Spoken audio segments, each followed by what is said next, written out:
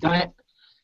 Hey, it's Jaime Vendera, and I'm here with another Singer Spotlight. Actually, it's the first one. We've done some other really cool people like Eric Emery from Concordia and Ben Carroll from the Hollow Glow, but I wanted to take it to my real students, which Eric and Ben are my real students too, but, to the people that are out there, they're playing the clubs, they're recording at home. I just want to show that these methods work. So I couldn't think of anyone better to start with. And Diane, I hope I say this right, Pettipas, is that correct? Pettipas, close enough. Yep, good enough. Close enough. Yep. So we didn't realize it. So I just want to talk to you and learn about what you're doing with singing. And so why don't you tell us a little bit about yourself? We're originally from Massachusetts, my husband and I, and we moved here to Kansas like a decade or so ago. Trying to get back to Massachusetts though, because we found out pretty quick that the music scene not so plentiful here. That I thought for some reason I thought you were from Massachusetts. I mean, I thought that's where you lived. No, unfortunately. So you are from Massachusetts. How old are you, Diane? I'm 33. And how long have you been singing? Of singing is I was about 5, sitting in the theater watching Sleeping Beauty one of the times Disney re-released it, and I didn't even know the song, but there I was singing it. And then I remember, 6 years later, Little Mermaid came out, and I wanted to be Ariel, and I remember sitting with my little Walkman on and singing, and looking at my mom and my sister, who were just shocked, and they were like, "What?" And I, "Oh, what happened? Oh, you sounded just like Ariel." So then that kind of sparked the passion. Well, if I can sound like the Little Mermaid, then the world can be a better place. Well, that is cool. Well, you kind of answered a couple of my other questions, but I know you've progressed since The Little Mermaid. So what do you like to sing? Are you into pop, into blues, Alanis Morissette, hard? All of that, everything. I have a complete appreciation for music because it all takes talent, and maybe even if I don't listen to it on a daily basis, something like jazz or reggae or rap or something, granted I may not listen to it, but I start everything. No, that's cool. I wish more singers were like that. I have a lot of students who they get, okay, I just want to do death metal. And I really feel like you'll grow as a singer if you branch out and you listen to pop, country, metal, blues, gospel. You can learn from everything. So I know you have a band. I know you have a band with your husband. So I want to know a little bit about it. What's the band's name? Well, it was Life Tribe until yesterday. We found out there was another band called Life Tribe because our friends were liking this band that was not us. So we've changed it. Now it's at this Strange Night. So it's Strange Night Band. Yeah. Yeah, I like Live Tribe. I like Strange Night. I know. I was used to it, but that's cool. That's all right. I had we filmed a video called Beyond Stage Presence, and I threw some of my buddies together, and we named the band Vendera. Well, ironically, several years ago, there was a Vendera out in L.A., and I contacted them because it's trademarked. I'm like, hey, won't you tell me a little bit about it? Crickets. Oh man. They wouldn't. They got a little afraid. So you do a lot of performances. Do you play once, twice a month? We're getting gigs now because we did have to take some time off because our drummer got injured. So we're getting back into booking now, and then we'll do like the whole 5-piece electric thing, and then my husband and I will also book acoustic. Oh, that's cool. So shows. Where have you performed in Kansas? Where's some of the nice places? Well, the most recent thing we did was the Wichita Blues Crawl, which is for the Blues Society, and they literally just put a bunch of band names in a hat and you get picked. And we played Mort's Cigar and Martini Bar, and we had the place packed. The head of the Blues Society was trying to come and say hello to us, but she couldn't get in. It was to capacity. Wow. It was pretty awesome. Yeah, we got told by quite a few people that we were definitely the band to be at that day. So when you do a blues gig, because I know your husband's really into blues, do you switch gears, or do you kind of blend? Do you still do heart songs, or do you just focus on blues? Well, we were kind of in transition at the time when we did it, so we have really a blues set list for if we get booked blues, and then we have a rock set list for if we get booked as rock. But there are some, Black Crow Seeing Things. A lot of people don't think that that's a blues song, but I consider that a blues song. So that absolutely. Goes that list. So there are some rock songs that are mixed in there, and then we do some Adele with the blues stuff because she is, bluesy. just to keep No, it I interesting. could see that. Some early Zeppelin, like a 1 through 3 or something like that, would be cool. Good times. I mean, I guess it ain't We're super working on groovy. Babe, I Don't Want to Leave You. Wait, Oh, but yeah, I yeah, did. we're working on that one. That's one of my favorite songs to sing. We actually we did it at a workshop in Bahrain. My guitarist and and I must have been too loud because it knocked out the video feed. So Oh no, it's like, where did it go? We only got about a third in the way, and bam, it was going. I was like, that's no, terrible. because I was in the zone. But We had a previous drummer that I don't know if he had inner ear problems or what, but we've got this one Karen Lovely song that we do, and I'd hit this note at the end of it, and every single time you'd see him falling over in his chair. It just like hit him wrong, and he'd fall over. It was hilarious. my old drummer, well, he's my bass player now. Uh, he went to the doctor, and his doctor said, "You have 20% hearing loss in both ears. Sir, have you been around anything like really loud?" And he's like, "Yeah, I know exactly what it was. It was Oh Jaime no, Vendera." it's his fault. Oh no, that's so Uh, funny. so, for other, do you have any? Are you doing any originals? Or are you recording anything like that? We've got like a full album, actually, probably two by now written, but we're just trying to get into record. And we do a lot of home recording, but my husband's so very picky when he mixes stuff that like he'll mix it, he'll spend like a week mixing a song and then wait a month and like go back and listen to it and be like, no, that's trash, and start mixing it all over again. So You know what? But I'm different from your husband. I suck at recording. I can break glass, but recording's like, is like my weak point, which I do a lot of it. And I'm the same way. I'll start mixing, and I don't like to cut and paste the vocals. no, no. Maybe I'll do something like, oh, I like my flow in this chorus better, but I hate to pick out like 3 words and cut and put this. So Yeah. I felt, because I grew up old school, just trying to sing the whole song. It's live And recording, not this track at a time craziness. Just do no, it no. live. And I understand if you're doing harmonies, but just do it live. So a lot of people aren't into bands, so I want to ask you, what's it like to be in a band? Well, I love it. I've gone out and done karaoke, and to me, karaoke is like so much more intimidating than being in a band No, I agree. I because agree. you're up there. Everybody's like all on you, and you're like, okay, But with a band, you have an opportunity to be like, hey, all right, guitar solo coming up. Look at that guy. Don't look at me. Look at that guy. Yes, Well, and then you can go off and like get a drink. it's a different energy. I hate karaoke. I used to sing a lot of weddings. Oh Not no. that I was a wedding singer, but my big family, everyone who had a brother or sister or cousin was always calling me to sing Journey or Bryan Adams. Oh God. It was always the karaoke tracks, and that was about the extent I'd want to go. I hate going, and I'm just not a bar person anymore. So I hate the karaoke scene, but it's still good practice. A lot of people who have stage fright. It's really good. Well, So see, and what I use it for is like we'll go out and I'll go out for like a night of karaoke because the tracks have gotten a lot better. They're not all MIDI anymore since it's been a while for you. yeah. But we'll go out and then I'll get people will be like, oh my God, that was great, and then I can plug the band at that time and be like, really? We're doing this, that, and the other thing, and then it's a good way to try to get into those clubs because a lot of clubs that do karaoke book bands too. Oh, well, that's cool. That's actually a good bit of advice for anyone who's watching this or will be watching this. And plus, I mean, you get used to yourself. You get used to moving the mic. But, yeah, because I actually had someone recently like, I need to record something so this club can book me.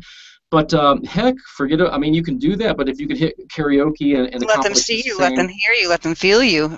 absolutely, absolutely. So how did you form this band? I mean, when you moved out there 10 years ago, were you guys already playing music and it just kept evolving? Well, we were back home, and then we started doing a little bit here, and then I had my son, so I quit, but my husband hasn't stopped, and this band that we've got together now is basically his doing because he's the one who knows the people. I was kind of out of the loop, but one of the guys, I mean, two of the guys he's been jamming with since we moved here, and then one of them we just started jamming with a little over a year ago, and he's an extremely talented young bass player.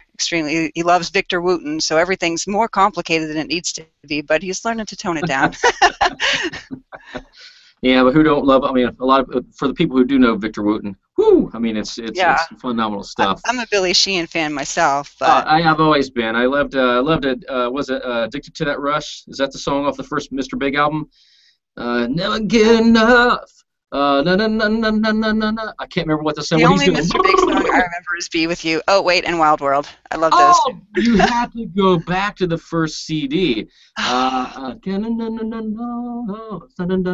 remember the name of it. I think it is Addicted to That Rush, but you got to hear Is it. there like crazy bass stuff going on in it? Oh, that's how the song starts, and then they're him and the guitar player. I mean, just doing the same thing. It's just amazing, Beautiful.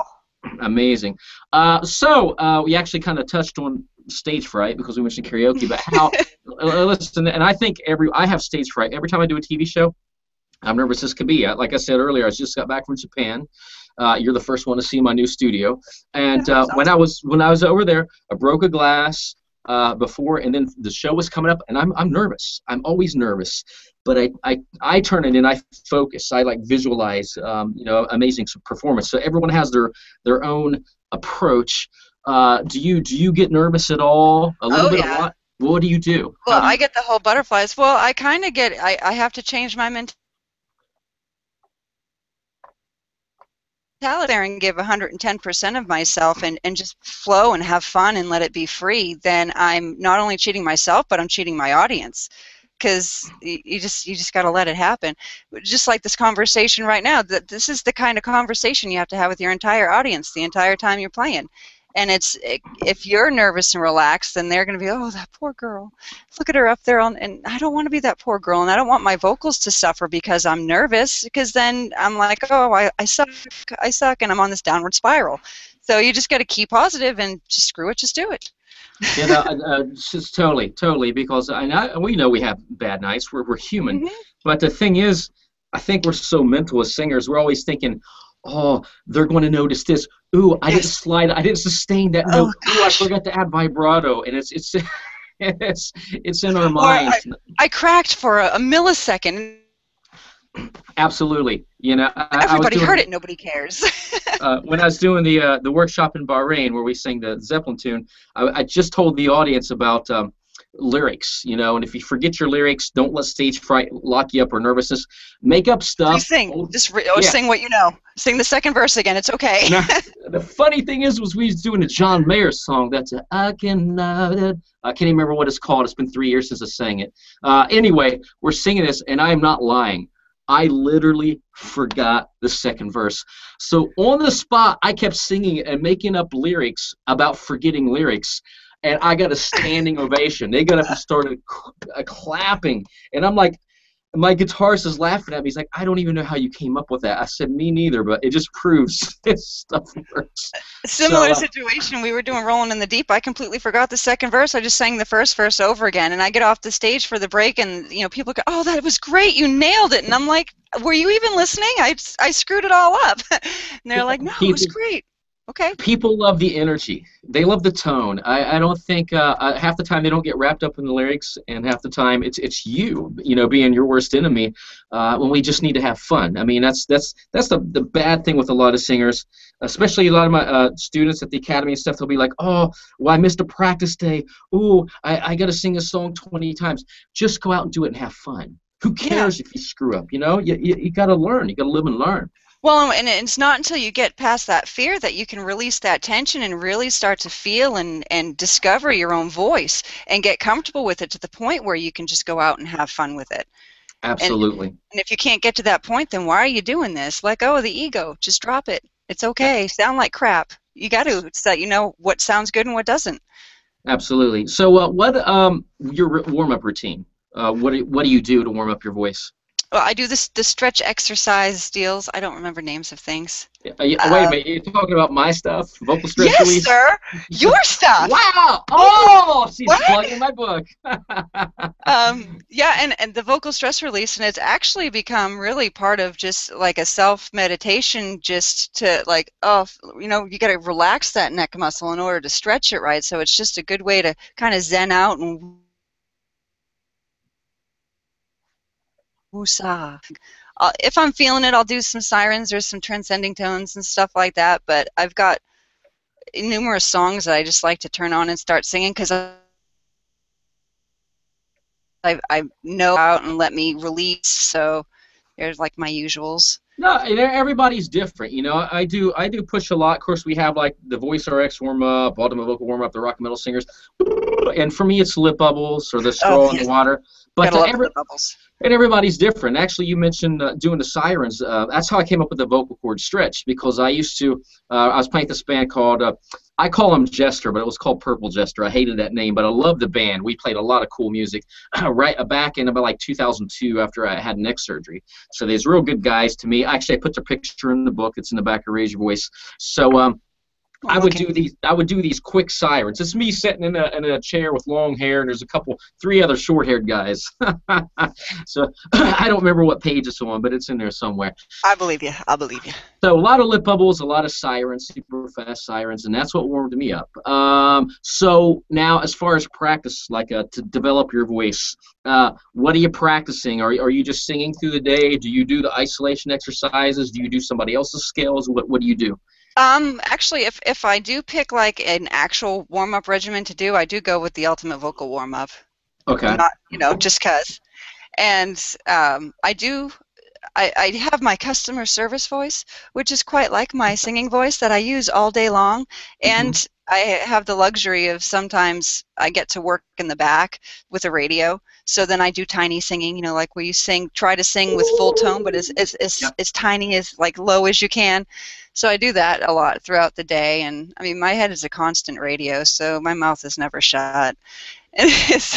Well, no, that's good. A lot of people have like, are you sure that works? Well, I'm not lying. I'm not using this to plug that I worked with Dream Theater, but that's what I have James LaBrie doing a lot. He got into the habit, and I'm sure he still does it, where he sings all the songs when they're on tour. Like earlier in the day, he sings them a cappella as tiny as he can do them. So like Pull Me Under, it's like, pull me under. So he's doing I love doing that. It helps you really feel your Yeah, absolutely. resonances. It's beautiful.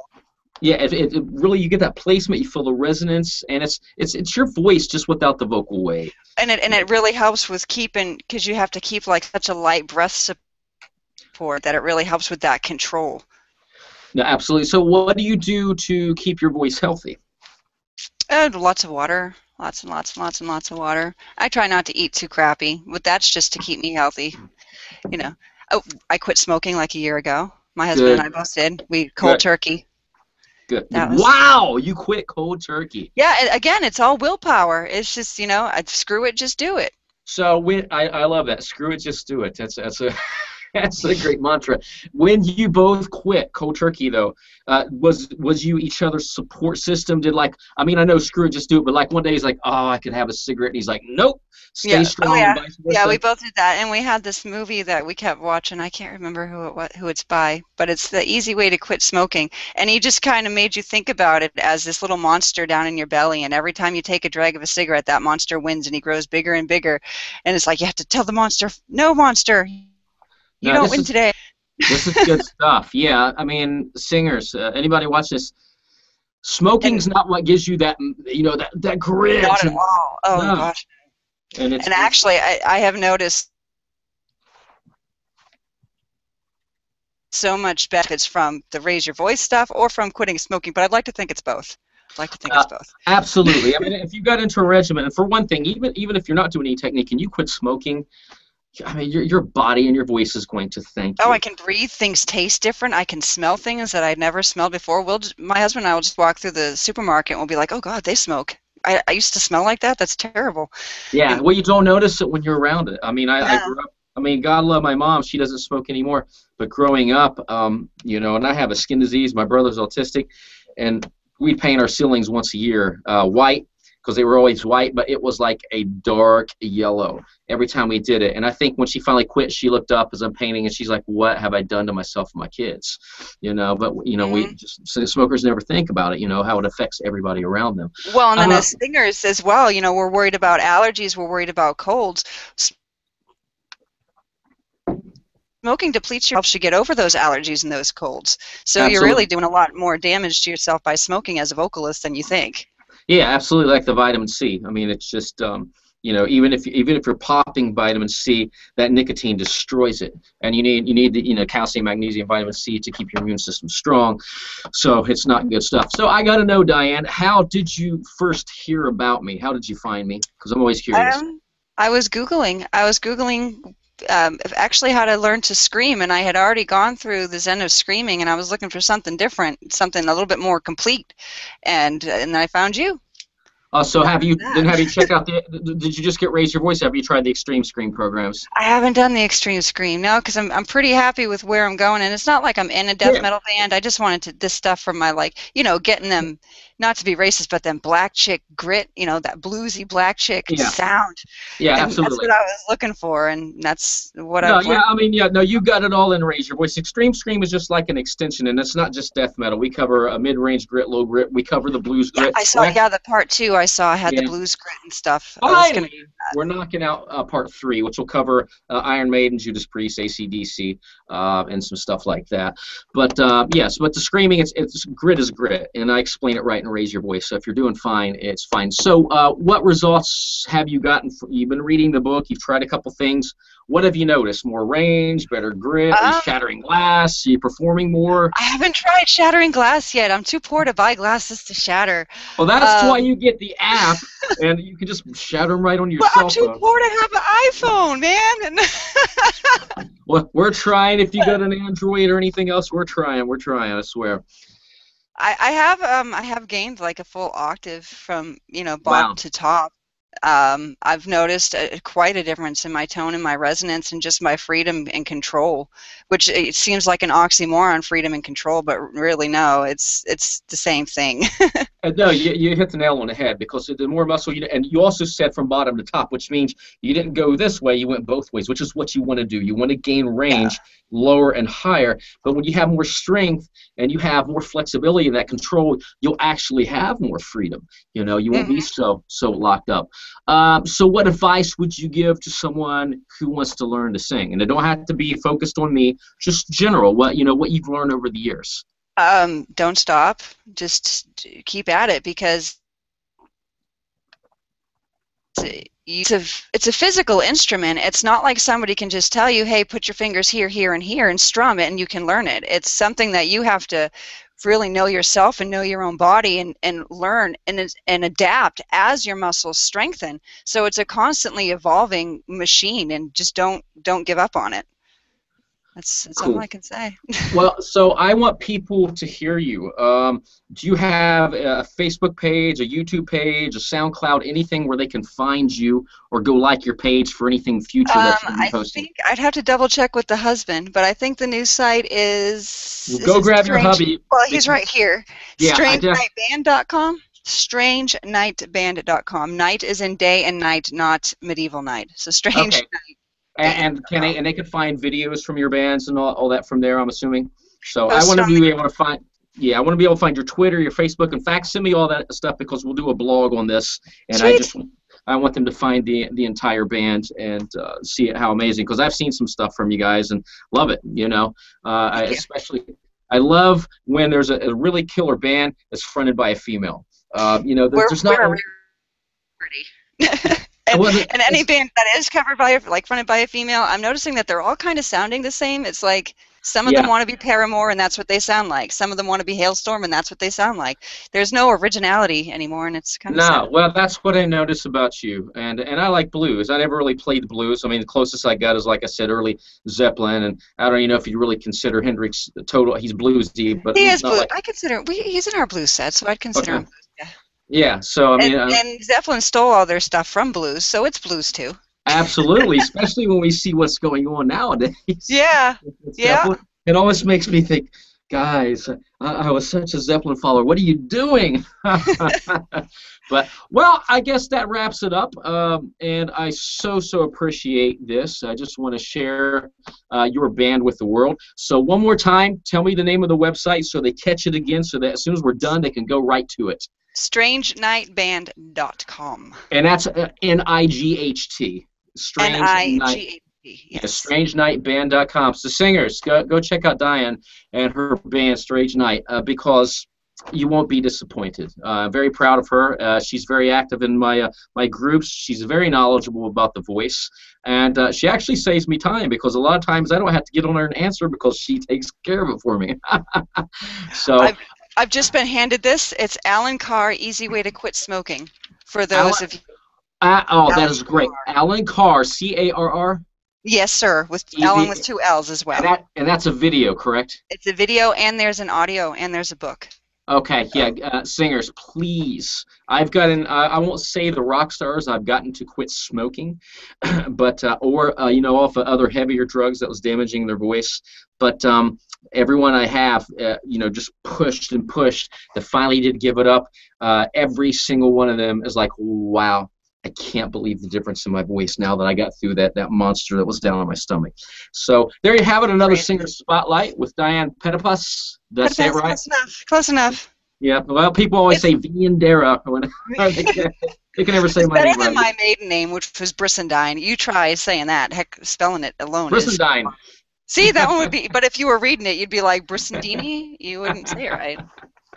Well, that's cool. Well, thank you so much. I really, really appreciate it. No problem. Thank you. Here's close to another great singer spotlight, and we'll see you soon.